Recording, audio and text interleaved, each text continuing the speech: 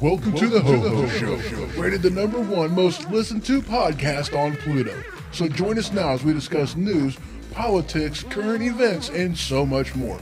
So clear the airways and strap in as we defend the Constitution. Because freedom matters.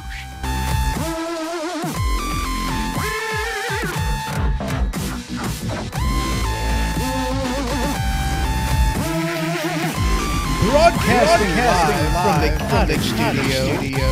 You can check out my website, thehohoshow.com. I am all over the place on social media and a proud member of Weaponized Sloth Productions. So welcome to the Ho-Ho Show. And as always, I am your host, Ho-Ho-Ho-Ho. All right, guys. Well, welcome everybody. Welcome Spreaker. Welcome Twitch, YouTube, Mixer, Periscope, and Facebook. How y'all's doing? I hope you're doing well. I wasn't that late today. I was just a few seconds. Just a few seconds. Not that terribly bad.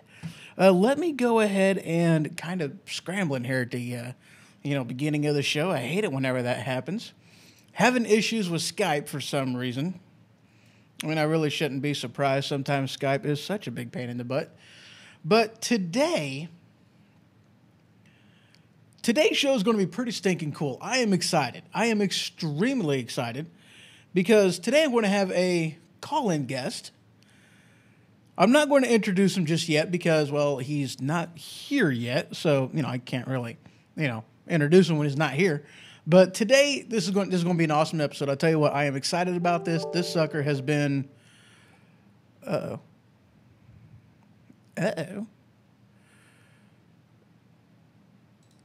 Oh yeah, here we go. Oh wow, I didn't know this did that. That's pretty cool. All right. Did that even go through? Yes, it did. Cool. So, where was I at? Yeah, today's episode. What was the title? Wow. The Dawn of a New Era. There we go. Yes. So, yeah, today we're discussing, the differences between basically mainstream media and new media. Some of the potentials in there, some of the differences in there. I tell you what, I am super excited about this. I am getting connected into chat and getting everything up and going in there.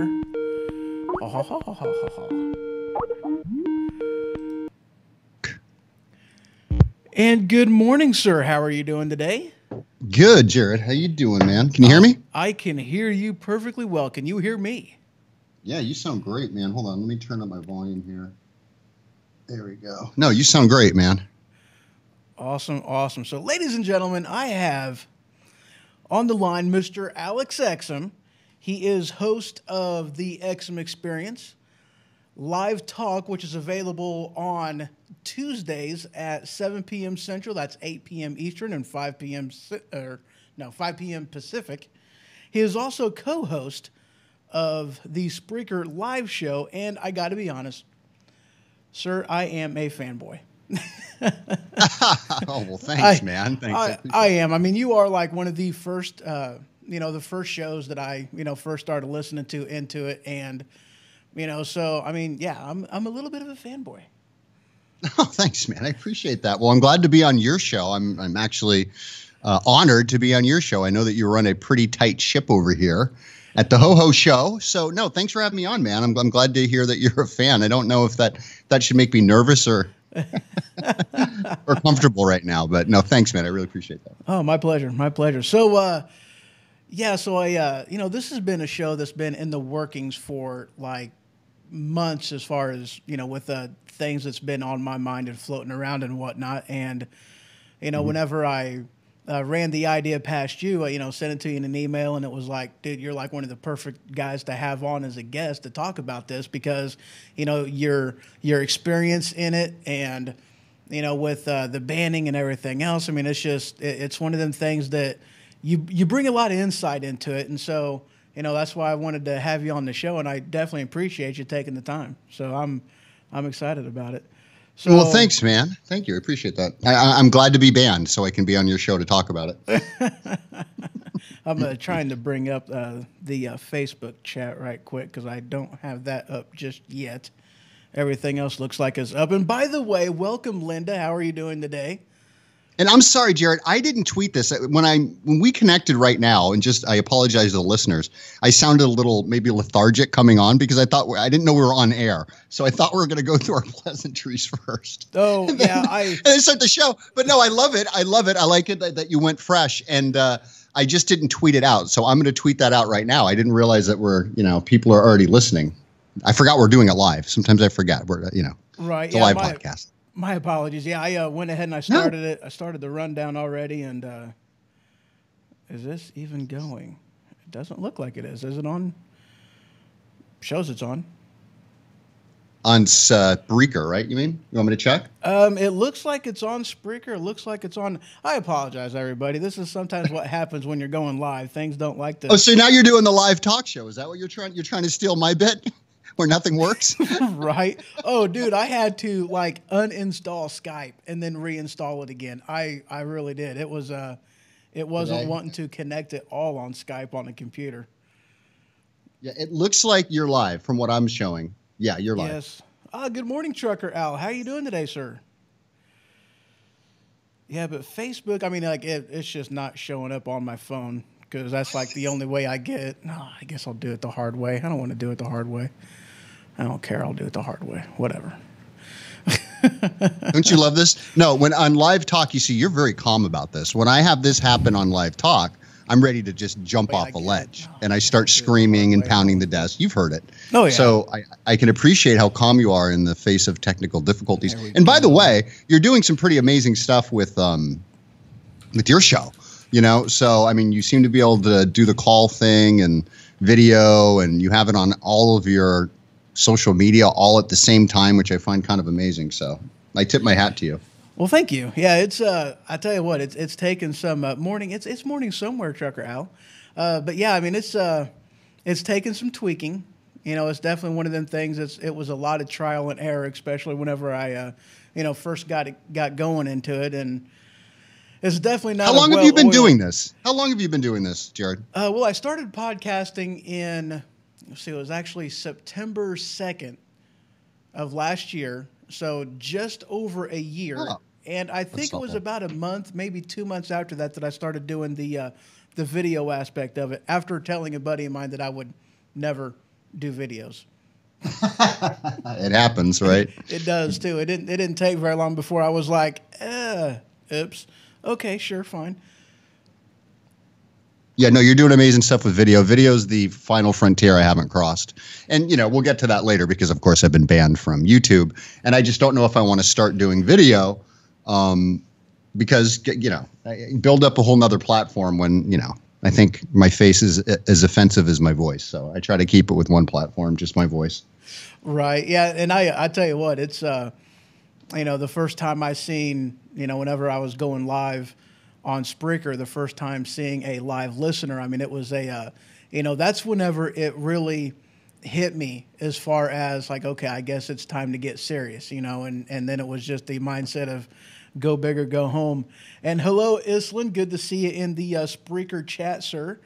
And then going into video, it just brings a whole new level of holy crappiness. Absolutely. You know, it's just, yeah, it brings a whole new level of pressure into it.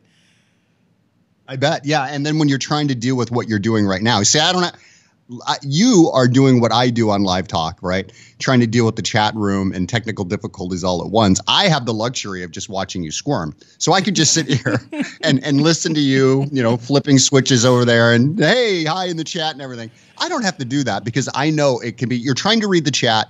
People are saying things and asking questions. Some are distracting. You try to keep your train of thought, right? It's like you're juggling plates, man. And like eventually one of the plates falls.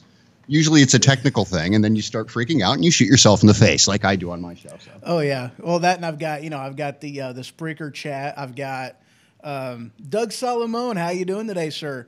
And then I've got the Facebook chat, totally different room. And then everybody else is consolidated into a third chat. So I got 3 different chat windows I got to look at. Jesus, man. How are you not schizophrenic? And we're already like 5-10 minutes into the thing. Right. Oh, I tell you what, man, it's sometimes it's pulling hair, you know, and it was funny. I heard you say one time on your show, I think you was talking with Doug, actually. I was like, how do you do that without screwing up? And I'm like, I don't.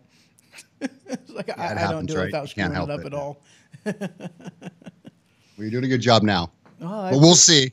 It's still early. Right, yeah, it's still early. So I did what was that?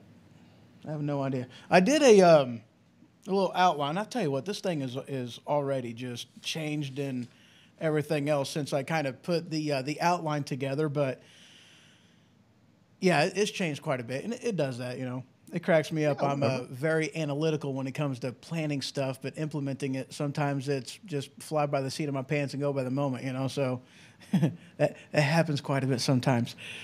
But one of the things I was wanting to tackle in this was, you know, because we're talking about the differences between, you know, the bigger difference between mainstream media and new media.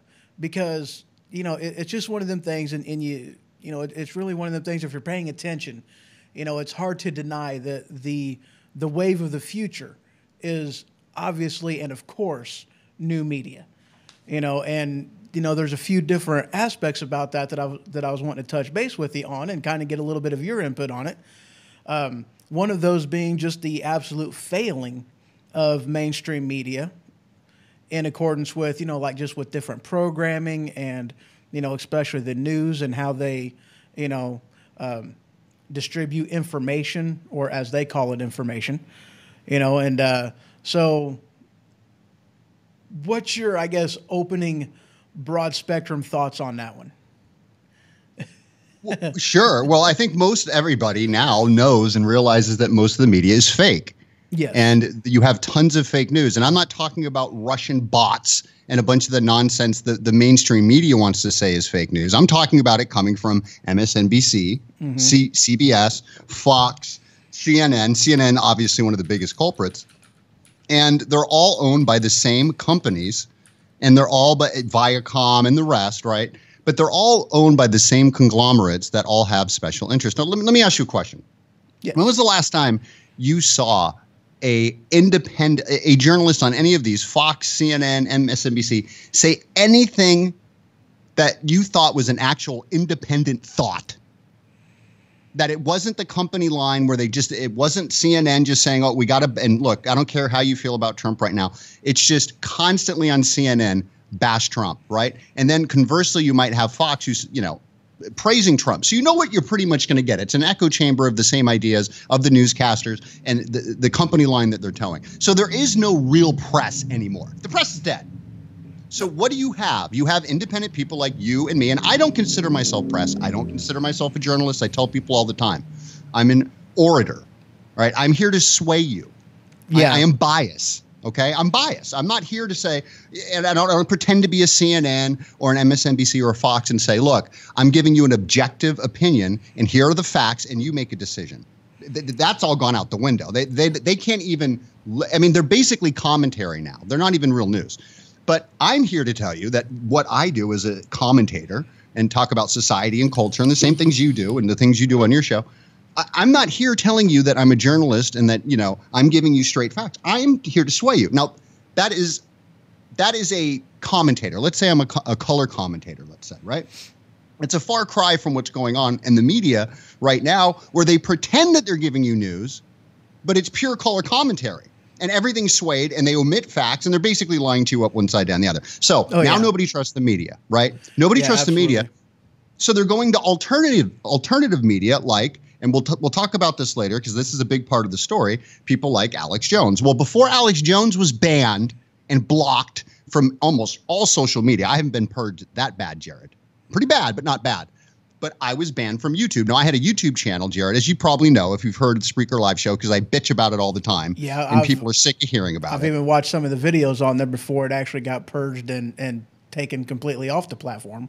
Oh, well, thank you. And, and I still have those. I backed them up because I knew it was coming. They were threatening me for almost a full year. I went back and looked at all the threatening emails they sent me after they demonetized me. Then they started blocking me in all sorts of countries. Then they just finally deleted my videos and purged the whole channel. Yeah, well, I didn't realize they had, it's been a fight going on for, a year before then. Oh, yeah. No, brother, this has been going on forever. So the point being, I don't want to make this about my banning of YouTube because I know there's other people who are hearing this and they're sick of it. But this is all getting back to the fact that I was banned before even Alex Jones was banned, right? Now he's being banned. Now, why are they banning Alex Jones? Well, they've deplatformed him off everything. They finally banned him, I think it was 3 or 4 days ago, off Twitter, the one, I guess, the only place left, right, Jared? I mean, I thought it was the only place on real mainstream social media there was. Now the final Scud missile, I guess you want to say, to his organization is they have now removed his app from the iTunes store. Now, this is criminal. I mean, he has paid to put that on the iTunes store. I'm sure it'll happen with Android. I checked today, and he's still on Android. But they are shutting down dissenting voices. This is the equivalent of digital book burning. Why don't they just go out there and 7th Street and Cherry? I'm sorry, I live in Long Beach here. Why don't they just go out on the corner of 7th Street, build a bonfire, and just start burning books from the library and kick in the doors at the high school and the middle school and start burning To Kill a Mockingbird and Mark Twain? But I was thinking about this, Jared, because you have a great outline, and I know I'm ranting. I'm going to shut up here in a moment. But you had a great outline. And I thought about it. We said, we got to really get into this. And I want to do a little research. I did some research. And you know what this all kind of stinks of in a funny way? What's that? Do you remember 2 Live Crew? Remember the band, the rap band 2 Live Crew? Yeah, I can't really say as if I remember any of their songs. Okay, well, they had a hit called Me So Horny. Yes, another 1980s classic, okay? Oh, Me So Horny. I'm not going to do it. Just go listen to it. I'm not going to make a fool of myself. But they had a bunch of vulgar, perverse, ridiculous songs. They're just totally vile, right? They were thrown in jail for performing this. Now, compared to the rap out today, forget about it. They're throwing guns and drugs and doing all sorts of, the women are doing things that we're not even close to in the videos of the 80s. But what I'm getting at is people were getting thrown in jail for selling his albums, the 2 Live Crew albums. He was getting thrown in jail for performing. Nightclub owners, if they performed at the clubs. So and this is over 25 years, like 28 years ago now when this happened. This is like in the 90s or late 80s, early 90s. And I'm just thinking, I'm like, this is kind of the same thing now. This is before the internet, but it's the same equivalent. They want to throw people literally in internet jail. Alex Jones is in internet jail. So what's next, Jared? What do they turn off his website? Yeah, exactly. Are they going to confiscate Infowars.com, man? And it was one of the things I was talking with somebody earlier today about, with him taking down his application. And I was like, dude, that's a whole new level. I'm like, it's one thing whenever you are, whenever you are on a free service getting blocked, because, let's face it, when you're on a free service, you are the commodity. You have to be marketable. And if you're not, then there are a lot of companies out there that will remove your content. But if you are paying for that service, you're talking a whole new level of mafia.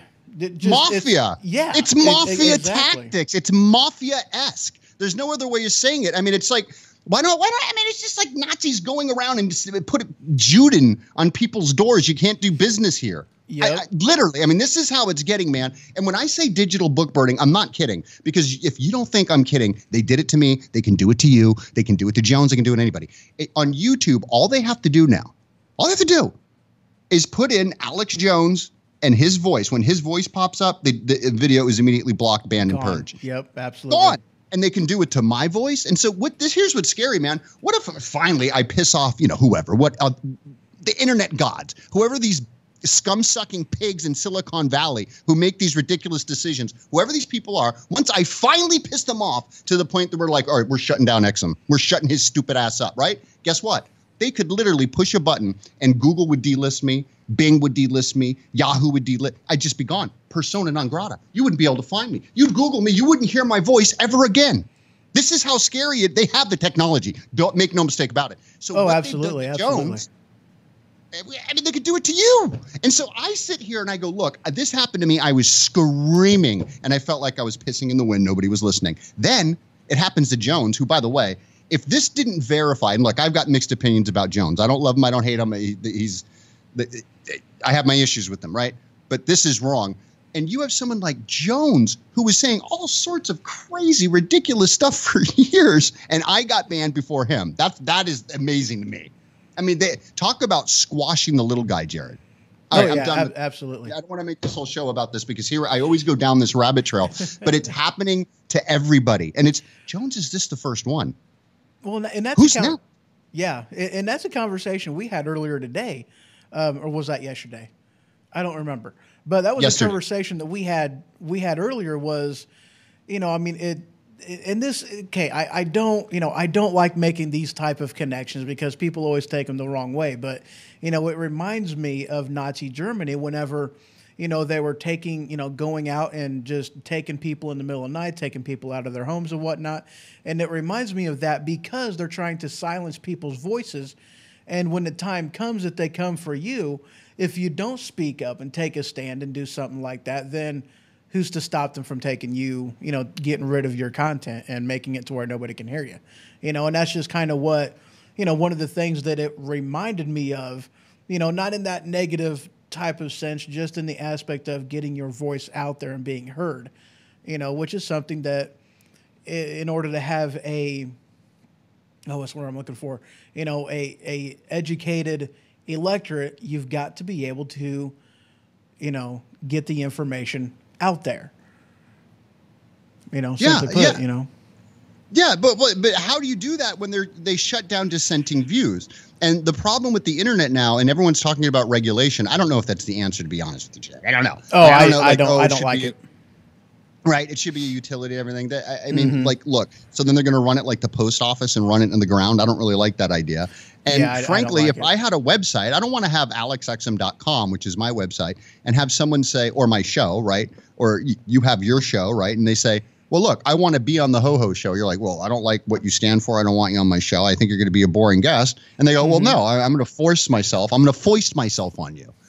Right. And I don't want someone to force them. And I understand why YouTube and Twitter and these people are like, look, if we have somebody, for example, if somebody's posting ISIS videos and they're, chopping people's heads off and burning them in cages and drowning them and all this, this horrible, grisly stuff, you don't want them on there. I get it. You got to be, you got to be careful with stuff like that. But if somebody's not doing anything violent, not calling for violence, not doing anything illegal, you know what I mean? Who is the judge of this? Who just says what Jared says is okay? He can be on YouTube. I don't know if you have a YouTube channel. I'm just saying. And what Alex Exum says, he can't be on YouTube because of what he says.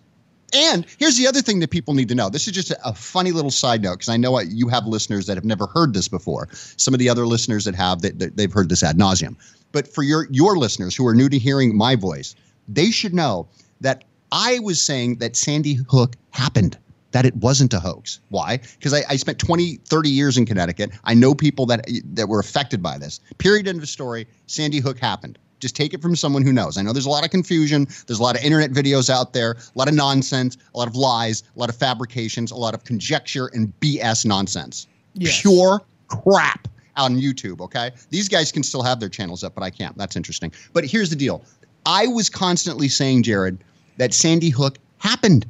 And what Alex Jones is saying is nonsense. Now, Alex Jones says, this is what they're saying is one of the reasons they threw him off, that it didn't happen. There's Alex Jones and his guests say, oh, well, we don't know. It's a false flag operation. We don't know if it actually even happened. So which is it, Jared? Oh, exactly. You know, I mean, you got one side that got banned that's saying it did happen. You got another side that got banned that's saying that it didn't happen. And it's like, okay, so you guys are saying completely different things, but yet they ban both of you because it's just, you know, apparently they just say that the topic, nobody can talk about it. You know, apparently that's more or less what their view is. Except for them.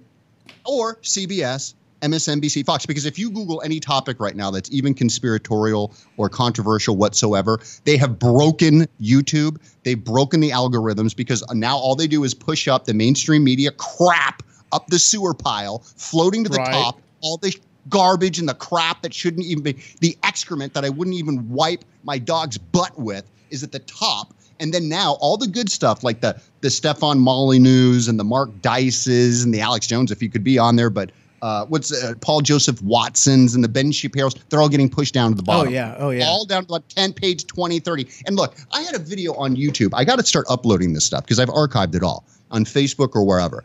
But I had a video on YouTube about Hitler.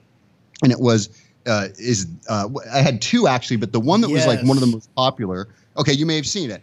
It was. Well, I don't remember if I seen it or not, but I know I heard the shows on Spreaker. Okay, good. Thank you. And a lot of my shows were just podcasts that were pushed out to YouTube that didn't have video. One of my videos, though, I actually, just my voice, but I screenshotted documents and photos, right? Articles. Yes. So just one 3-minute video about Hitler got almost 1 million views. Before they threw me off, it was either 780 or 100,000. So it was close to 1 million. What I'm getting at is like silly. And when I say silly, it was kind of a silly video, Jared, right? It wasn't a photo of Hitler, but people were saying this. So I looked at it, said, is this a photo of Hitler? It has an intriguing title. People click on it. They watch the episode, right? It's 3 minutes, whatever. Earning me a lot of money because they didn't demonetize it for a while. And this is like it's like almost talking about Chupacabra or the Loch Ness Monster. You know what I mean? Like a coast to coast topic. But they flag that and ban that nonsense when it's just something like silly. They finally went and demonetized it, but let that stay. It's just that there was no rhyme or reason is what I'm trying to get at here, folks. Like they didn't have, and when you appeal this, they say, oh, sorry, your appeal has been denied. Yeah, your video is into a black hole. Yeah. If you've ever gone through this experience and you can't, they don't even give you enough space in the form. It's like they give you like a tweet. I'm not kidding. Anyone who's had to deal with YouTube, you can't write a paragraph. You start typing and it blocks you. So you have to concisely say why you're refuting this in like 2 sentences. I think it's like 25 words or something or less. It's ridiculous. The whole system's broken. If you search for anything right now, all the nonsense will come up. That's all the mainstream media. Oh, getting back to that video I wanted to say. So that video almost had 1 million views. If you search that very topic when that article came out, they had all like the Mirror UK and all these other places. They had like 10,000 views and they were coming up as number 1. Now, how does that work? They've got 10,000 views on the same topic. I've got almost 1 million views. Just me, a guy with a laptop and a microphone, screenshotting documents, and they're pushing me down to the bottom. It's all broken, Jared. Oh, yeah, absolutely, broken. It is. You're absolutely right. And we got a couple things in the Spreaker chat I want to touch base on. Linda wrote in here that web hosts also have in their terms of service, even though you are paying for it, that they can remove you for any reason and at any time. And I got to admit, I'm not one that really focuses a lot on the terms and service on that. But, I mean, it doesn't really surprise me. It really doesn't. It doesn't matter what the terms of service are. Absolutely. I understand what Linda's saying, but it's like it's arbitrary. They just pick whatever they want out of a hat. If they don't like what you're saying, they just do it. Mm-hmm. They just do it. They have no rhyme or reason. I'm sorry. Oh, you're absolutely right. And Trucker Al actually even put up a good one on here. What about Patreon? And honestly, Al, there's a problem with that. And you see, with Patreon, it isn't a video hosting platform. It's a pass-through service. more or less like your, like your website. You post something to YouTube or Vimeo, and I think there's a couple other services they can connect to as well. But it isn't for hosting. Is all it does is it's a pass-through thing. It connects, a person to, a private link into YouTube or however you set it up. And by the way, welcome Gavin, young man. Can I say something about that, Jordan? Oh, absolutely, yeah. So I know what he's saying, like maybe Patreon or other services I think he's getting at, might be a good idea. The problem is, and I agree with him, the problem is if you're not on YouTube, it's the second largest search engine in the world. It gets like 3 billion views a month. So it's Google's number 1. Yep. YouTube's number 2. Facebook's number 3. Between those, they run the internet. Period. End of story. That's where most people are spending their time. Okay. So you know that. I know that. We all know it. So when they say that they're going to throw you off YouTube, my numbers sank like an anchor. Yeah. Like an anchor. It crushed my numbers, and I'm still slowly clawing my way up, building those numbers back. But I got to tell you, Live Talk has really helped. You're a big part of that show. You're in there a lot, and you participate in the chat and everything. So that show's taking off. We have a lot of engagement. But the point being, when they throw you off YouTube, you're screwed, buddy. I think it was Gavin was the person in the chat. So there are other options. Patreon's not one of them. Like you said, that's more of, funding, right, Jared, a pass-through service. But there's places like Vimeo, right? So people have said to me, why don't you upload your content, or VidBlue, and there's a bunch of other ones maybe not so popular, but people know Vimeo. And a couple other ones, yeah. Exactly. So there's others, but Vimeo might be the second biggest compared to YouTube that people know. The video quality is great and everything. You have to pay for it. Right. The audience isn't there. It's not used as a search engine. People go to YouTube and search stuff. See, and that's a point that I've brought up to people, is why don't you just go to another service? And it's like, well, I mean, honestly, it's one of them things that YouTube, and I hate to say it, but they are. Vid.me is one that Linda put in here. Oh, they went bankrupt last year. I did not know that. But one of the things is, YouTube is the biggest one out there. And one of the things that they can do of why they can offer, their I guess you can call it hosting for free, is because they have advertisers that they throw in there, and they are the ones whom are really, paying for it and pushing the whole thing forward. But with a platform like Vimeo, they don't have the traffic that gets driven to it. And so you have to pay for it. And there's just not enough people out there that are really willing to pay for a service, regardless of whether it be better or not better, whenever you still have the alternative of YouTube. And that's more or less what it amounts to. But people don't realize they are paying for YouTube. Most people are seeing ads on YouTube now. So you're paying. I mean, it's just like commercial television. Yes, there's a skip button there. And some videos, some places will allow you to skip them, others won't. And you've been on there and you know it. There's a little skip thing. Yep, so if it goes past 3 seconds, you can skip. Some people, I gave people that option, because if you don't have that option, you actually lose money with AdSense. But the point I'm getting at is, you're paying for YouTube, whether you believe it or not. You're paying for Facebook. Look, you don't think you're paying. If you're not paying, you're the product. They're selling your data. They're selling everything about you. Every little thing about you, what you're buying online, where you're shopping, where you buy your sneakers, where you buy your drawers, where you buy your dungarees. They know every little thing about you. They know all your little perversions. They know that you get drunk every paycheck. They know where you go and spend a Thursday night. They know where you go out and buy the wife her favorite gift. They know it all, brother. They know when your anniversary is coming up. They know who your friends are. They know where you went to school. They know where you work. I mean, they know your email address. They know your phone number. They know everything about you. They know your Instagram. A lot of people don't know they own Instagram. Any association you have. Yeah. Oh, you're absolutely right. And they sell all of that. So you are a product. So you're paying for YouTube. Now but a lot of people think, and they say this, well, nobody can duplicate what YouTube did. It's not very complicated, because this AdSense thing that they have is the algorithms are great, and it puts up ads on certain videos, associated with topics and things like that. The algorithm for that is not broken, because they're making money off it, and they're probably putting more money into that than anything else. But they're just running ads. So another video service, if they caught on, could do this. And I'm hoping that YouTube and Facebook, I hope they finally fall apart and something better comes along, like happened to MySpace, like happened to AOL. People think, oh, they're invincible. They're not invincible. It just takes it's only a enough matter people of time. to turn. Yeah. It'll turn on them like a rabid dog. Oh, when and I something think we're better getting comes there along, too. I really do. I think it's we're on the cusp. nobody's of on something like Facebook that. but old people. Sorry, Jared. I'm sorry, but nobody is on Facebook but old people anymore. You know it, and I know it. Oh yeah, well, I mean that's the thing though. It seems as though the majority of especially the younger generation, they're moving to, Snapchat and Twitter and things like that. That's what they're moving to. You already have a moving out of the platform. Hello, Miss Vacker. How are you doing today? Over there in Facebook chat. And I'm not trying to insult anyone on Facebook. I recently went back to Facebook after about 4 or 5 years of not being on there. I did several shows about. I'll give you one title, which was very popular on YouTube, by the way. It was a podcast that got me a ton of views because it resonated with people. And it was, Facebook is a lie. You only have 4 real friends. Because we all know people who've got 500, 600, 1,000 friends. But when the car breaks down, you got about 3 or 4 people that you can really count on to pick you up, right? When you're sick and you need someone to pick you up chicken soup, you got, maybe, 2, 3, 4 people on that short list that'll actually be there for you. So I recently went back to Facebook after 4 years of banning it because I was so sick of them selling my own data.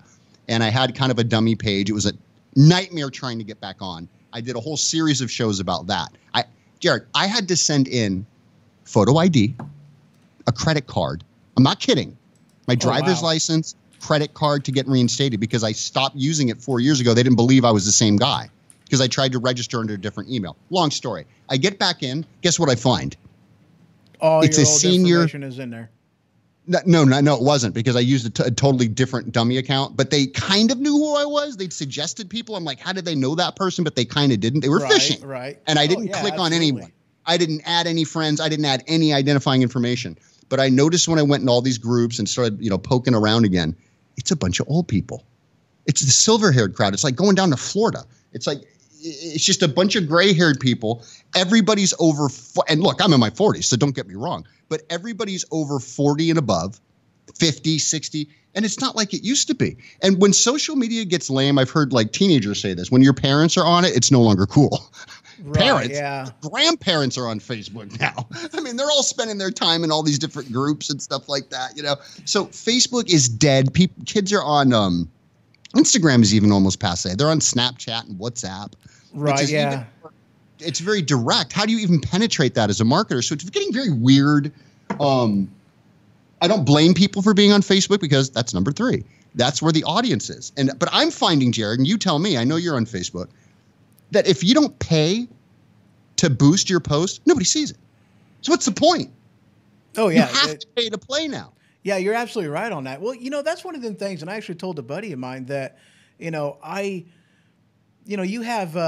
YouTube that'll just basically shadow ban your content without even telling you, and Periscope will do the same thing. But with Facebook, at least I can at least agree with that to an extent because, it is a pay for play. They're not shadow banning you, and they're taking your money, and they are wanting you to be successful because let's face it, if you're not successful in your ad campaigns, you're not going to continue doing ad campaigns. So they want you to be successful. They want you to have a certain level of success in it. So I at least agree with that one, as to where with YouTube, with Periscope, and Periscope, if I remember correctly, they're kind of shifting to that, aren't they? Or I'm sorry, not Periscope, but Twitch. Not Twitch, Twitter. There we go. Yeah, Twitter is pay. No, pretty much, yes. You have to pay on Twitter now. They have a paid account, and there's no real, maybe you can advertise like you can on Facebook, but what I was looking at most recently is their new plan. It's basically $100 a month. Oh, really? It's a lot of money, man, right? So, you're talking about $1,200 a year. Come on. Yeah, exactly. Just to have your post show up so people can find you. Mm-hmm. And so, it's like, what's the point now? So when you go to social media, nothing's organic anymore. You see the social media guru on Twitter or Facebook who's got all these followers and everything, they paid for all of them. Yep. So let me ask you a question, Jared, because you're a podcaster. You're you're a year into it. I don't want to say that you're, you don't want to say you're a veteran, but you're not like a newbie, right? Right. You've been doing this for a while, right? You haven't been doing this for 10 years, like, some people, but you're doing a lot with it, and you've got a nice audience.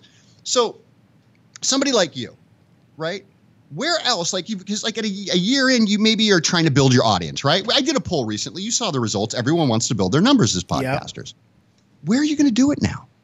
Like, where are you going to do it? Because unless you're willing to, you can't do it organically anymore. Unless you're willing to pay on Twitter, on Instagram, on all of these platforms. You can advertise on YouTube. You can advertise on Facebook. You can advertise on all of them. How else are you going to build an audience organically? And if you've got all these big guys who have marketing companies, now all the podcasts are being dominated by like the NPRs, right? Oh yeah, Podcast Ones and all these. They got big budgets. I mean, they got marketing money, connections. How does the little guy get ahead? Linda put in here. She goes, "Social media is not social anymore," and I agree with you in a lot of ways on that one. But Alex, you're absolutely right, because whenever I first got getting into Spreaker and whatnot and looking, I was actually honestly, I was a little disappointed in how many of the shows that were on there was those bigger companies in there that are doing podcasts, the NPRs and different things like that. Now, granted, I get it. It's a revenue generating kind of a thing, because they bring an audience. But at the same time, it's like, you would think that you would want to help out your own customers, in a matter of speaking, to really help them grow before you would, want to promote somebody who already has a successful show, like an NPR or something like that, so... Spreaker wasn't like that. And I had a big problem when they started doing that. I got to be careful here because I do host another show with Rob Greenwood, the Spreaker Live show. But I will say this, and Rob knows how I feel about it because I said it on a show. It's in the archives. People can go hear it. Yeah, but I said, hey, it's like, I don't like these big guys getting, like, just like you said. I don't want to rephrase what you just said. Getting promoted and the little guys get pushed to the back, because it wasn't like that before. They weren't piping in the NPRs. It was all Spreaker people, period, end of story.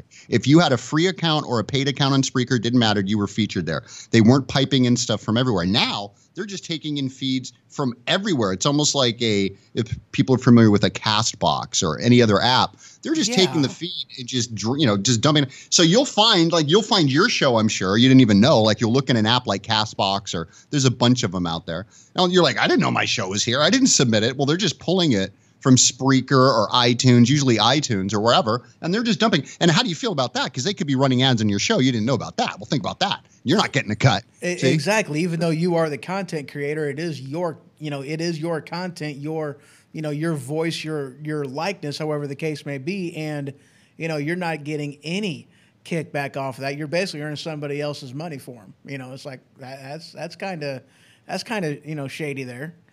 It is shady and quite illegal. I don't know how they get away with it.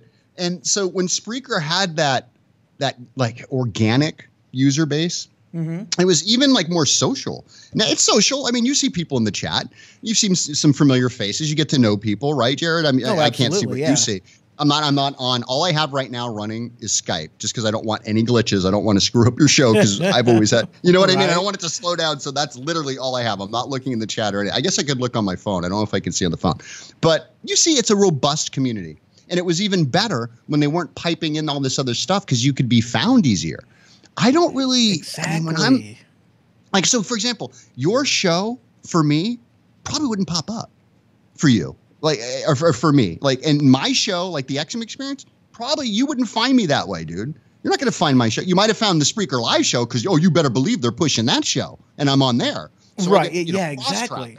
Well, but my little XM Experience, oh no, you're not going to see that in the top 10. That's one of them things, man. And and again, this is a disappointing thing, because there's a lot of people that I listen to on Spreaker, and whenever I go through, I look at what category they're in. I'll go through that category and just kind of go through it and search. And I tell you what, I have not seen any of the podcasts that I listen to come up on a search in there at all. I got to actually, exactly. I got to literally type the thing in order to get it on there at all, because otherwise you're not getting it. You're not getting found like that.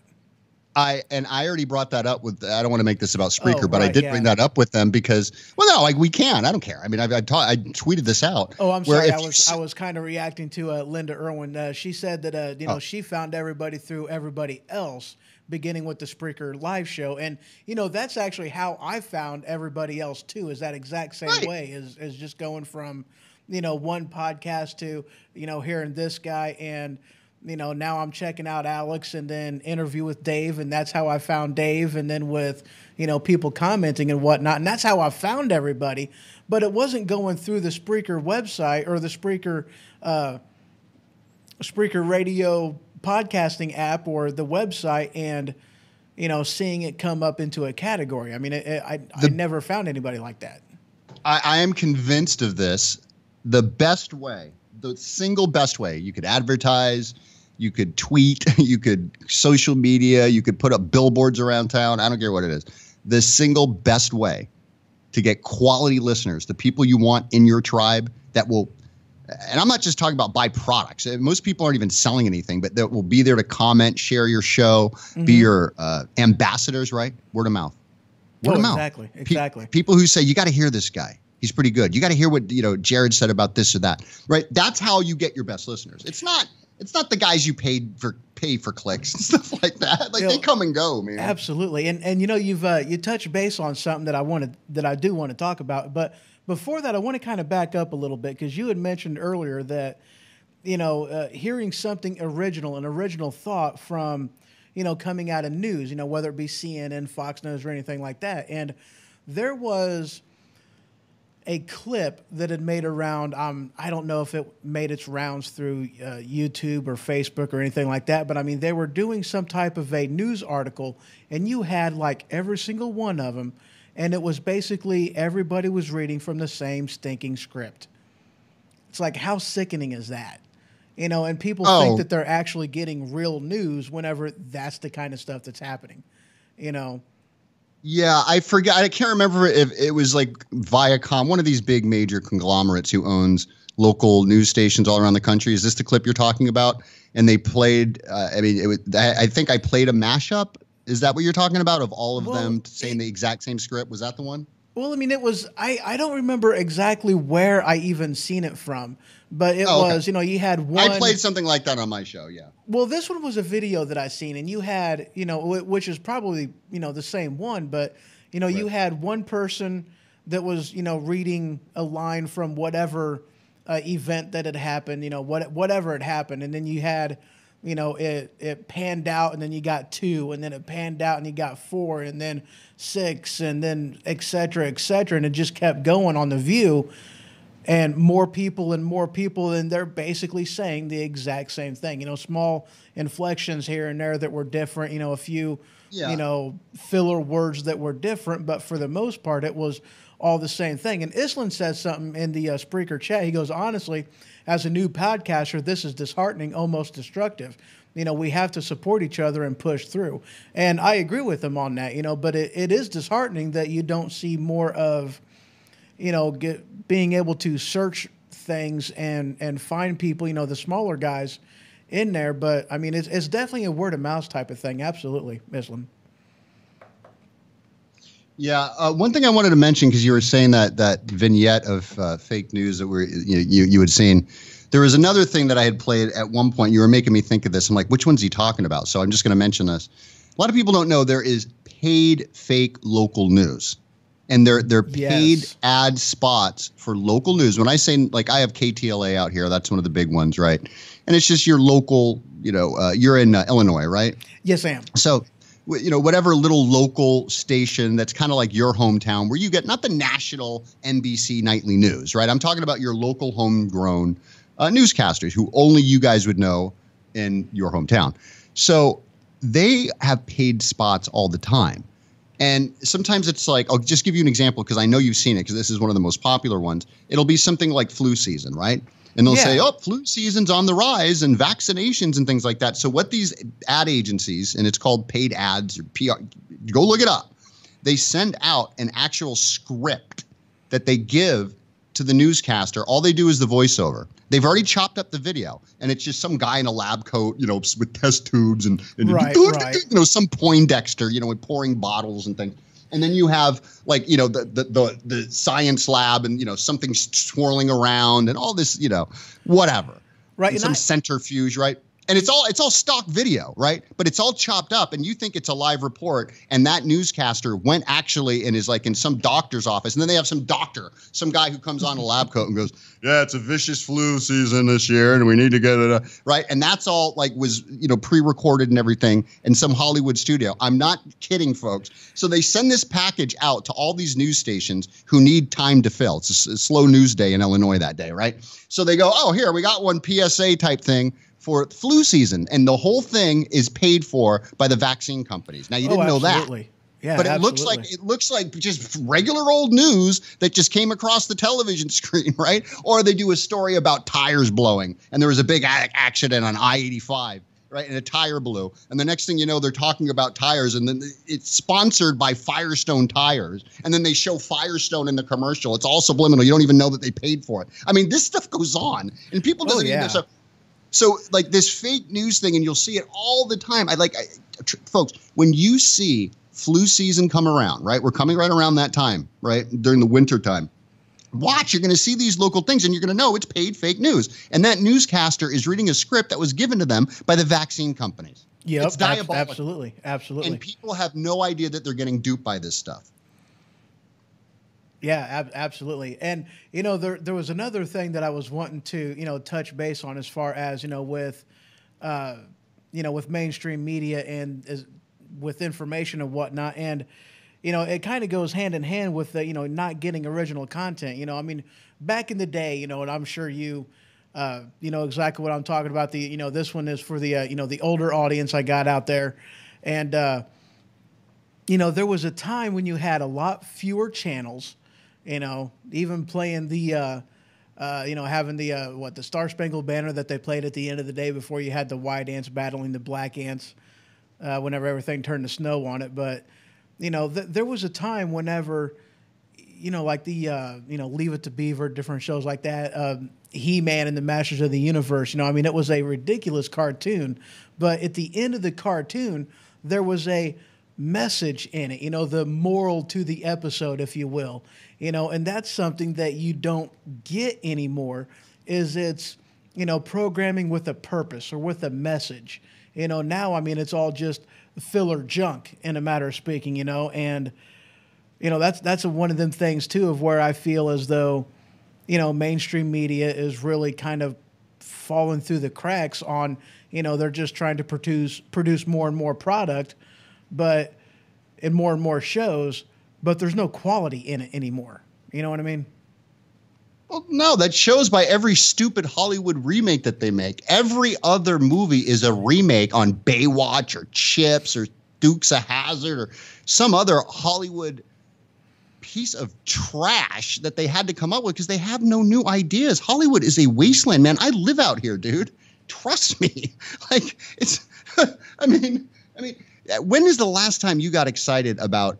I just saw, for example, I was ranting about this on the X-Men Experience not too long ago. Magnum PI is the new show. Now, I haven't watched it. Yeah. I'm not trying to knock it because I haven't seen it, right? Magnum PI is the new thing they're launching. This was recently that came out, and I think it's in like its second season or something. Lethal Weapon, right? Lethal Weapon, Magnum PI. I mean, they're making all these 80s either TV shows or films into modern versions because they have no new ideas. Exactly. It's just a wasteland. And so they're recreating.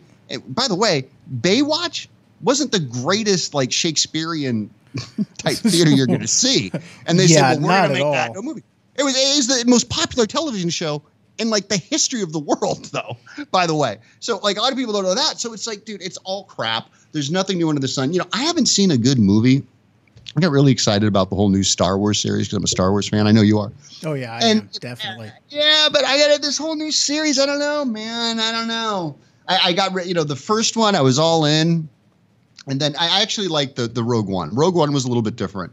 I did like that one, too. They seem like it's an episodic episode that isn't, wow, that sounded redundant, but it doesn't exactly fit in with the series, but it's still something that gives you a little bit more, a little bit extra, as far as the Star Wars universe goes, definitely. Well, and then there's the Han Solo one. I haven't seen it yet, but a friend said, oh, you're going to hate it, dude. You're going to destroy it. So Okay, hold on a second. By the way, Ray, yes, I was a remote control back in the day too, and Linda put something in here too. That when I was a kid, we had ABC, CBS, NBC, PBS, and the one superstation at WGN and More Authentic Times.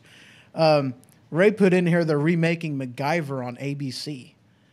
Really? Oh, I did not know that. There we go again. Yeah. They're going to wreck MacGyver. It's like, come on. I mean, dude, MacGyver was one of the greatest, not based on reality, amazing shows I'd ever seen. The man can do anything with a paperclip, a pen, and bubble gum. It was awesome. You know, and that's like, and if they do exactly, and if they do this, then I'm gonna throw myself off a cliff. If they remake Hunter, then I've had it. I'm just going to shoot my television. Hunter was one of the greatest crime series, a television series. You remember Hunter with Fred Dryer? Does that ring a bell? How old are you, man? I'm way older than you. I'm almost 40. I'm a few. Oh, all right. So you're not that young. Away. So I don't, remember Hunter. I don't. Oh, I don't. Geez. Oh, dude, you're in for a treat. Listen, if you get a chance, Equalizer, but I don't remember Hunter. Okay, along the same lines, but Hunter was basically the 1980s version of Dirty Harry. You know, the Clint Eastwood Dirty Harry films? Oh, yeah, absolutely. So they said, we're going to make a television series based basically on that character, like a hard-hitting, smart talking, gun shooting. I mean, Hunter was kind of a violent show. I mean, he shot like someone at the end of every show. Oh, heck yeah. And he pulled out shotguns. It wasn't like the A-Team where they shot around the guys and they crashed cars and no one ever got hurt, right? No, he'd shoot people, like real LA cops, right? So I take that back. I'm remembering Hunter. Didn't that have some of the cast from like Perry Mason or something? One of the cast in Perry Mason was also in Hunter. Am I remembering? No, it was Stephanie Kramer is the other actress. She's smoking hot police chick who plays his partner. So it's Stephanie Kramer and Fred Dryer, who was a former football player. But anyway, do yourself. I know we're running out of time here, dude. This flew. But listen, if you get an opportunity, you'll love it. Go watch it just for the nostalgic reasons alone. Almost like that T.J. Hooker era. That's probably too for you too. If you don't remember Hunter, you might not remember T.J. Hooker. Yeah, I'm not remembering the name. You don't remember T.J. Hooker? Yeah, I know. William Shatner is a cop. Oh, it was classic, dude. Oh, really? William Shatner was the cop? Okay, yeah, dude. I need to get with it then, don't I? With Heather Locklear. Oh, dude. I'm an 80s guy, so I go deep into 80s television. You'd be a great guy. We should some days talk about I'm 80s music, but like when it came to TV series, it was I kind of got into that more into the 90s of which case that I remember at any rate, but I mean I watched Night Court and I love Night Court. Yeah, sure. Night Court was awesome. See, I was a latchkey kid, so I watched a lot of TV in the 80s. Yeah. 70s and 80s. But another one that I want to, another topic that I want to touch base on real quick, and then if you got to go, then definitely we can end it there. But a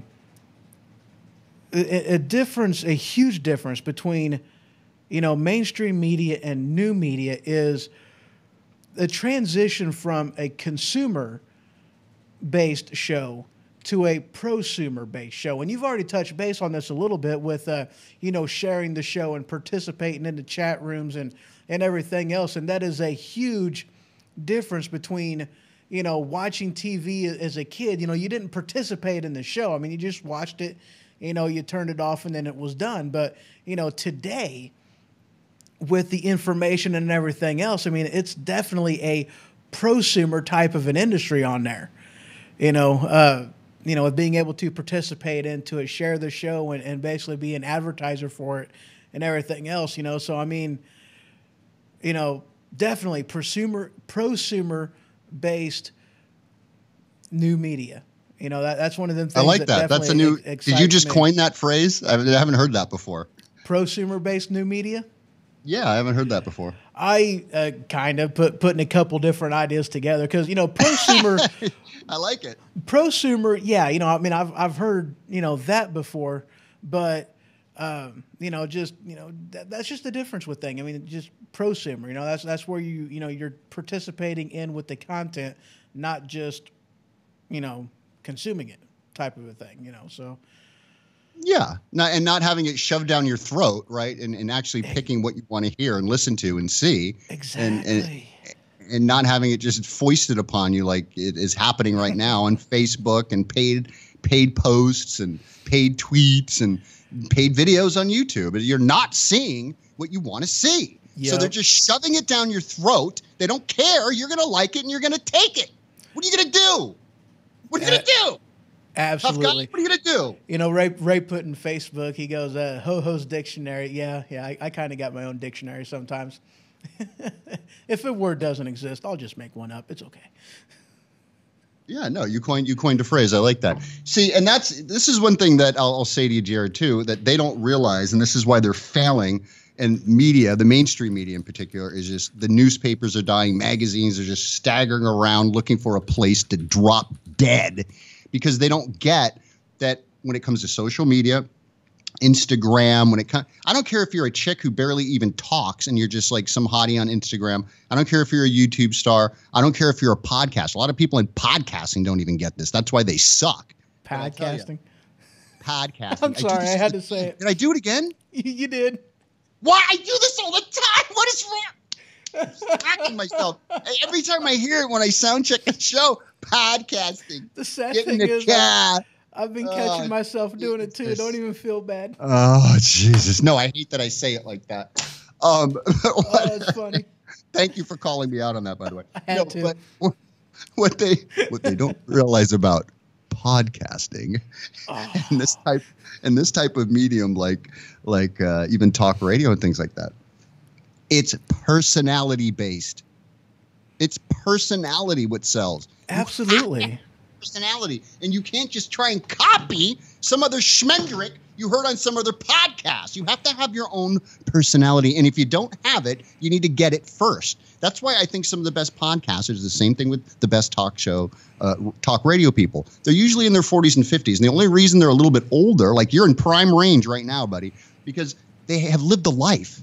They have something to talk about. You can't be 20 and say, oh, man, love is always better the second time around. Like you haven't had life experience and you haven't had anything happen. You don't know anything at 20. You don't know anything at 30. So it's like you have to have brutal breakups and people die and failures in life and triumphs and divorces and everything before you can actually have something interesting to say and have even a personality. You have to forge the character out of you before you can even say anything worth a damn. Oh, absolutely. You know, it's funny. You and this is something you'd mentioned on one of your shows. You know, with like the 10 tricks or whatever. I don't remember what the list was, but one of the things you had said was being vulnerable, and one of the things that my show is almost starting to get to a point to where I've had way too many like, oops, I crapped myself stories. It happens to us all.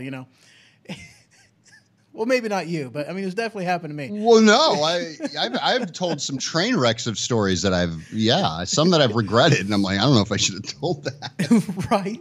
And I mean, it's funny because I mean, one of the aspects of why I do that is it's like, one, yes, it's embarrassing, but I don't think of it as embarrassing because it's just, it's just one of them things, it happens. And, especially whenever you're talking with younger people, because I was there too, you have something like that happen to you. Next thing you know, it's like, it's the end of the world kind of a thing, like, oh, how am I going to recover from this? And to see somebody or to hear a story from somebody of him having the mindset of, it's no big deal. Just wait till you get older. It's like, oh, I went to the doctor and had to turn my head and cough. Yeah, just wait till you got to bend over the table, if you think it's bad now. So to hear somebody have that type of an outlook on it, and Ray put in here, it's like, it's life being real, and absolutely. But that's one of the reasons why I do that is to, it's like, it's not that big of a deal. You'll get through it. And a buddy of mine, his son, I love this boy. He's great. Awesome. And, he was like, he gambled on a fart and he lost. Simply put. And he was just gambled on a fart. And lost. I've gambled on less. And, And he was just like, ooh, I crapped myself. He wasn't upset about it at all. He was like, yeah, oops, I gambled on a fart and lost. I'm like, there you go, boy. That's why I do it. Look, fecal disasters aside, I will say that I think it does help, especially with young people, because, dude, look what happens with young people who get bullied now on social media, man. When we were in high school, I mean, when we had bullies, and I've had bullies, and I've dealt with all sorts of nonsense in high school and grade school.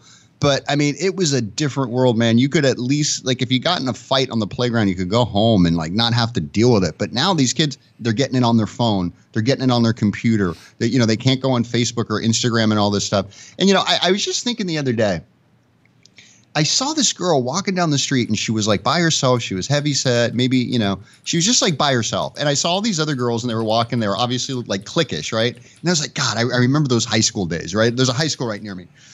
I was like, God, I hated those days. When it's just that social hierarchy. You know what I mean? Like, and like, I'm sure these were the mean girls shutting out the little, this overweight girl or whatever. And I'm like, that's bad enough. Like, just seeing it, like, she doesn't have anyone to, like, walk home with. Like, that's a big deal when you're a kid. Like, you know what I mean? Like, you're like, when you're at school as a teenager, I remember, man, it's like, okay, who am I going to eat lunch with today?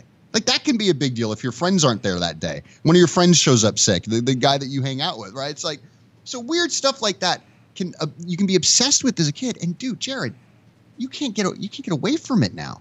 It's all on the internet. It's on social. If they're teasing, a poor girl or boy, it's like they can't get away from it. So I think what you're doing and showing that you're vulnerable and it's not that big of a deal helps these kids. And I have a younger demographic too. At least I did on YouTube because I could see the analytics. I had some younger kids coming around and high school kids, and I used to talk about high school in some of my shows.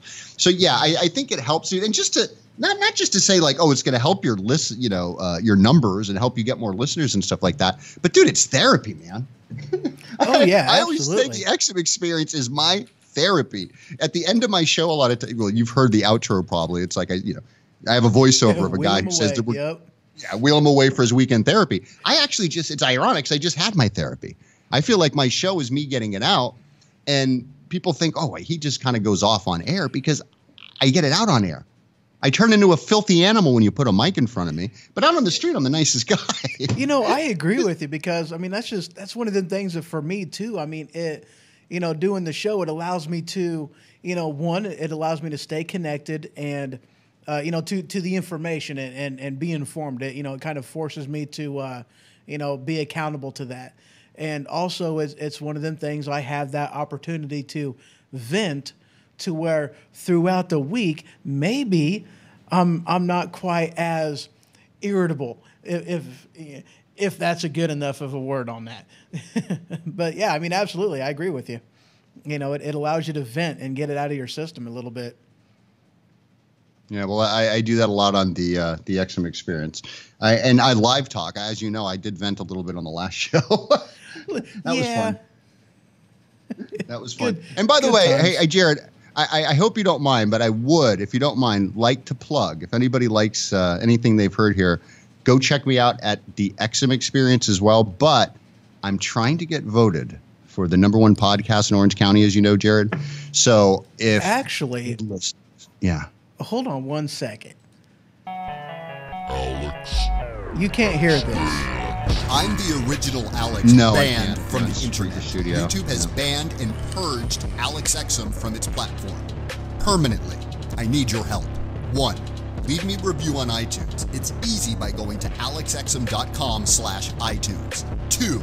Nominate the Exum Experience, the best podcast, for the OC Weekly Best of Edition.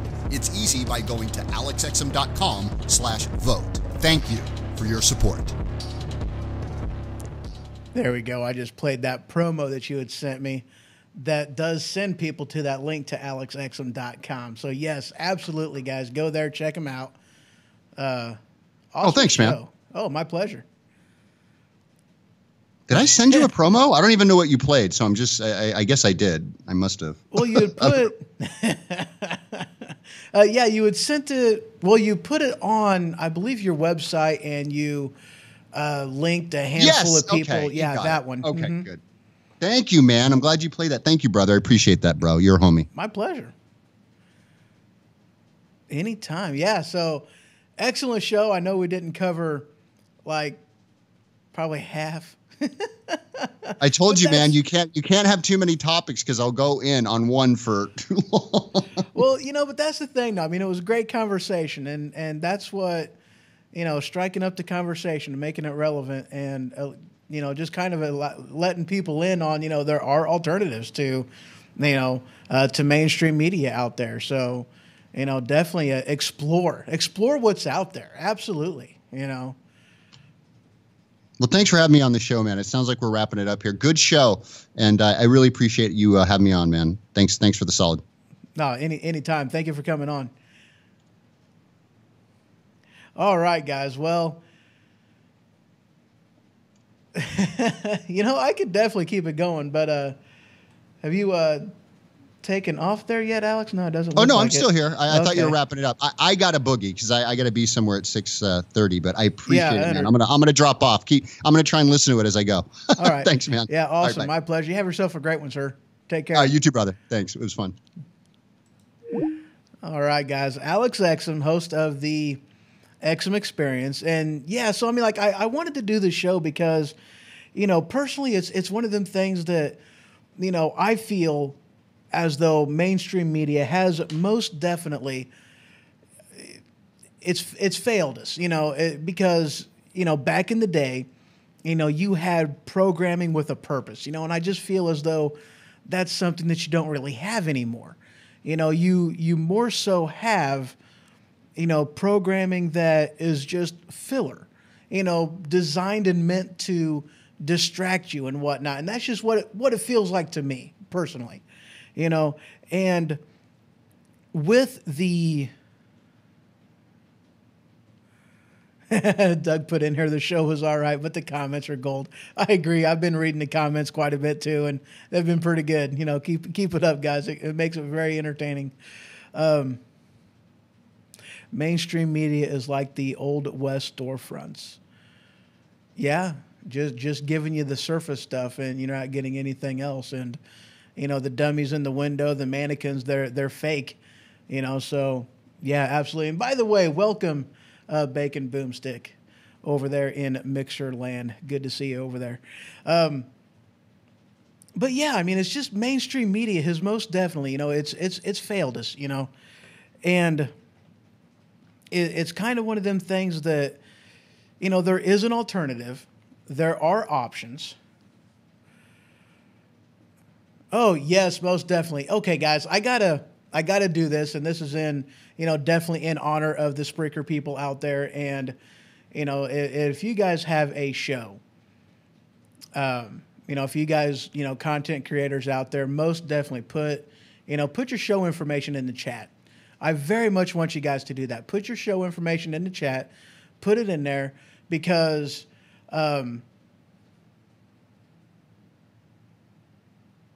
it's one of the things that, we gotta promote each other, So there's a few of them in there. Now, J.M. Fisher, I have to admit, I haven't heard your show yet. I haven't found it. I don't remember seeing it in Spreaker anywhere. I think there's a website, but I haven't gotten into it yet, and I do apologize about that.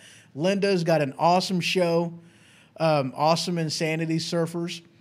Dude, her show is awesome. It's amazing. It cracks me up, because, it reminds me of and she put it like 20s or what was it, 30s and 40s radio show, the old school radio show before the TV was there, and the family gathered around the radio and listened to, just listen to the next episode of whatever the thing was. I didn't listen to a lot of it, but that's what it reminded me of. Doug Salamone. Let's see, what's your two shows? Doug's Gone Live, and what's the other one? Me Against the World, I believe. I think so. And let's see, who else is in the chat? Islin, yep, the Green Dragon's Inn. Going through, searching. I think that actually covers it. And I don't, J.M. Fisher, I do not remember what your show is. Is it a, nope, that's not it. I almost had the name. I don't remember what it was. But if you would, though, please put that in the, put that in the chat. The Weekly Cynic. Yes, okay, that's it. That's it. The Weekly Cynic. Yeah, I haven't found it yet, dude. Please, yeah, put a link to that in the in the chat. I would definitely want that in there. A link, a name, some way we can search you out. Because I'm trying to expand on whom I listen to and where I get my information out there. Because I don't listen to mainstream media. I don't even listen to Sirius XM all that much anymore. I pretty much listen to podcasts. That's about the extent of it. When I'm out on the road, whenever I'm driving, I'm a truck driver. I drive a lot. I don't have time to really read a book, do anything like that. But, I got time to listen, and I listen to podcasts, and a ton of them. There is one NPR that I do listen to. At least I think it's an NPR. Events in History or something like that. I don't remember what it is. But that's a good show, though, too. Myths and Legends podcast. That's a good one. Yeah, there's so many good shows out there, though. I mean, there is an alternative to mainstream media, And one of the ways that we could just get, spread the word, cross-promotion, And that's one of the things that, and I apologize to the Spreaker people out there. What? 3 empty pints. Okay. That took me a second. When I looked at that, I'm like, what is that he's trying to type? What? I had to get closer to it. I had to zoom my eyeballs in order to see what that said. That's pathetic. I know. That's pathetic. But yeah, and I'm sorry, guys. And dude, your show is pretty good, Doug. Your show is pretty rocking. Coast to Coast AM from Ray over there in Facebook land.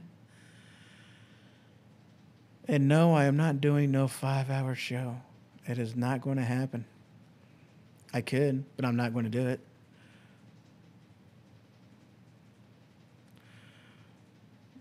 Listen to Pod Save American. The podcast is better than Doug's. Ooh. Are them fighting words there, sir? Are them fighting words there, Mr. Fisher? All right, guys. Let's see. Was there anything else I was wanting to cover? Let me kind of scan through my notes a little bit. I think I clicked something. I have no idea if I did or not. Okay, we're good. Nope, that's not it. That's not it. Nope, that's not it.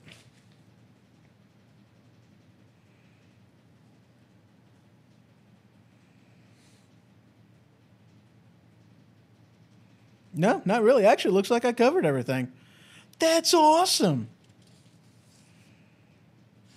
All right, guys. Well, you know what? I appreciate you guys. Rosie, how you doing? Awesome seeing you.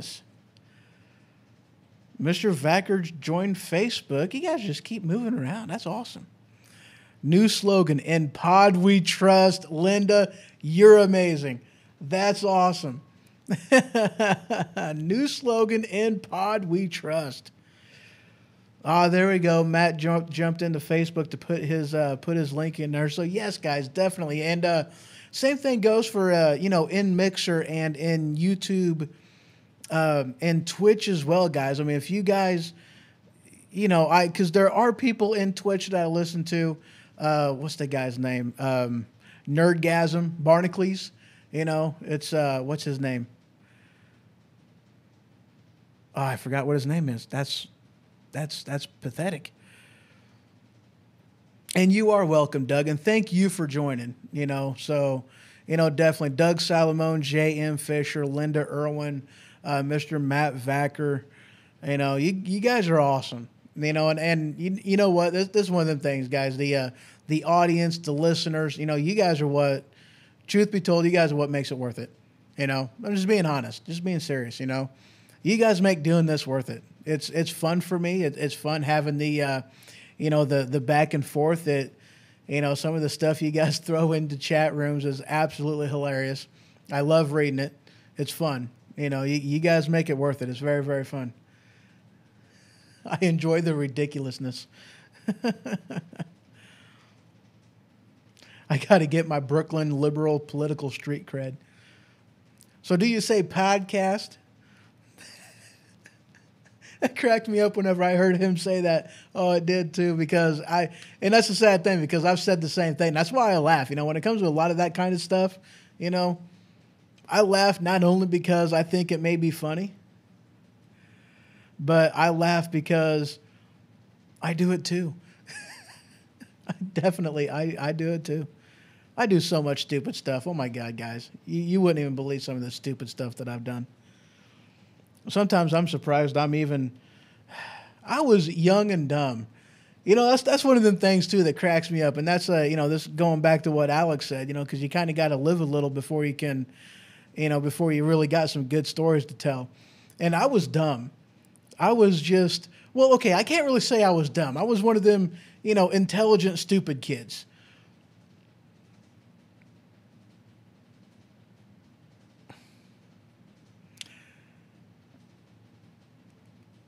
You hit a cow today. Cool. What? Whatever. Anyway. Yeah. So I've definitely done a lot of stupid stuff. Sorry, my brain kind of went phew, looking at something in chat. So, but yeah, guys, I've done a lot of stupid stuff. Did the cow hit back? I don't know. Somebody in Mixer said I hit a cow today. I was like, what? I have no clue what he's even talking about. I don't know. I don't think I want to know. But yeah, so I've done a lot of stupid stuff. I've done stuff that was just I'm surprised that I'm surprised with myself. Yeah, I have a lot of squirrel moments, Ray. I definitely do. But yeah, there's some stuff that I've been through that is just, and this is one of them things, anybody out there who's, been around for a little while, you kind of, you get kind of immune to some stuff after a while. Once you get to a certain point where, everything's happened to me. So, what else can happen? And you just kind of get, I don't want to say emotionally drained, because I don't feel emotionally drained. But, anymore, there's a lot of things that has happened to me that just doesn't have the same impact that it did whenever I was younger, because I don't see it as a big deal anymore. Some stuff that's just, okay, whatever, tomorrow's a new day. We'll make it through it, whatever, big deal. You just kind of move on. I'm a studier of people. I pay attention to things. I like paying attention to things. For me, it's fun. The cow, I got to tell a story. I got to tell you guys a story. And this is a fun story. I was with a buddy of mine, and we were walking. It was almost like down an alley, but it wasn't an alley. It was like, we were out in Hewittville. For anybody from the area, y'all know where Hewittville is. We're walking down Hewittville, and we had a pasture to our right side. And in this pasture was a cow. Actually, there were several cows, but there was one in particular that talked to me. This cow went, moo. I stopped. I'm looking at him with that look on my face that said, are you looking at me? Are you talking to me? I'm not saying any of this. This is what's going on in my head, inner monologue going on. And with age comes understanding. You got that right, Vacker. Tell us a story, ho-ho, Ray says. But so I'm walking. The cow moves at me. So I'm like, okay. The cow's trying to open up line of communication with me. So I go, moo, back to him. The cow takes a couple steps closer to the fence and then goes, moo. So I'm like, all right, I guess we're doing this. So I moved back to the cow, take a couple steps closer. We keep doing this back and forth a little while. Next thing you know, I'm right next to the fence. The cow's right next to the fence. We're eye and eye looking at each other. And I'm like, I'm going to pet a cow. So I reached out and I pet the cow. The cow licked my arm. And I'm like, if you've ever been licked by a cow, just pass, because a cow's tongue is worse than a cat's tongue. It just feels, don't do it. It gave me I'm just like, okay, cow, you can't do that. You can't, Ferdinand, just don't do it. I'll pet you. I'm fine with petting you, but just don't lick me, man. Your tongue is weird. I don't want to feel that. That was kind of weird, you know. So, you know, there's my cow story. I got a horse story too. I ain't going to tell you guys a horse story. That was different. I fell off the horse. Wasn't my fault. I didn't know that the head always didn't follow, or the hind end doesn't always follow the front end when they jump over stuff. I didn't know that. I fell off the horse. The horse stopped, gave me look, you know, came over to me, looked at me like, "Are you okay?" "I'm sorry." Anyway, is there anything you guys have to add to this? I know it kind of went off topic a little bit. I don't care. Anyway, I think that pretty well covers the show, guys. I thank you guys very much for, you know, joining the chat, for listening. I thank you guys for, you know, putting you guys' information in the chat room. Definitely, guys. So there is, let me kind of, dadgummit, I don't see it anymore. Gilmet Media Podcast. Okay, I haven't heard of that one. Doug put a link into his show. Actually, it looks like one of his episodes in here, so awesome. I'm not really seeing anywhere else. Mr. Vacker did put a link to a show over here in Facebook. I do actually have all kinds of links, you know. Actually, as far as links goes, the best place to go is the hohoshow.com. And I've got all kinds of information in there. Great place to get better, or great place to get all the links to every place that I am at. And I'm trying to, I got a slide now. No wonder why. J.M. Fisher is like a bad cold he can't get rid of. All right, guys. That is all I got for today. I do thank you guys very much for, you know, joining, being part of the, you know, just being part of the show. You know, that's one of them things about the difference between, you know, like what I said earlier in the show, the difference between being a prosumer and a consumer. And Doug, I actually thought that, was it Doug? I think it was you, Doug, that said that word doesn't exist. I thought it did, actually. And you are welcome, Mr. Vacker. You are welcome. But yeah, I thought that prosumer was an actual word. I don't know how old the word is, but I thought it was. I actually did. I didn't think I made that one up. Which I've made up words before. So, I mean, dude, okay. Hilarious. If you're watching, Sam, Hilarious, buddy of mine, his boy, he used a ho-hoism. And I call it a ho-hoism because it's a word that I would most definitely say. Hilarious. What was the word? You know, it was great. It was great. Great word. Anyway, guys, I thank you very much for joining me today. And you guys have a wonderful evening. So good night. Sleep tight. And if the bed bugs bite them, by golly, bite them back. Oh, a link for prosumer in the Facebook chat. Awesome. Yeah, I didn't even think to look that thing up. Dude, now I'm actually kind of curious. I ain't going to look that up. I'll look that up next time. Dude, Linda also puts in there definition wiki for a prosumer. That, you know what? You guys are awesome. That's just cool. Helping a brother out. You guys are awesome. You guys rock. You guys really do. Great audience. You guys take care. Bye-bye.